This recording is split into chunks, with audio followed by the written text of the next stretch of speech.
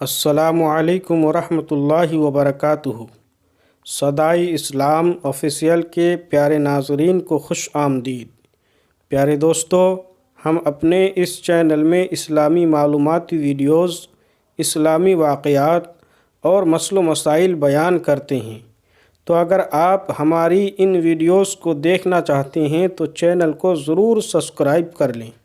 تو چلیے آج کی ویڈیو کو شروع کرتے ہیں۔ پیارے ناظرین، آج کا موضوع ہے بسم اللہ کی برکت سے سانپ کا زہر پانی ہو گیا۔ دراصل واقعہ اس طرح ہے کہ ایک مرتبہ حضرت عیسیٰ علیہ السلام کا ایک شخص پر گزر ہوا جو بڑے بھاری سانپ کا شکار کرتا تھا۔ اس سانپ نے حضرت عیسیٰ علیہ السلام سے کہا کہ اے اللہ کے نبی، اس سے کہہ دیجئے کہ مجھ میں بڑا قاتل زہر ہے۔ آپ نے اس کو منع کیا لیکن وہ شکاری نہ مانا۔ پھر دوبارہ حضرت عیسیٰ علیہ السلام کا اس پر گزر ہوا۔ اس وقت آپ نے فرمایا کہ اے شخص، کیا تو نے سانپ کو پکڑ لیا؟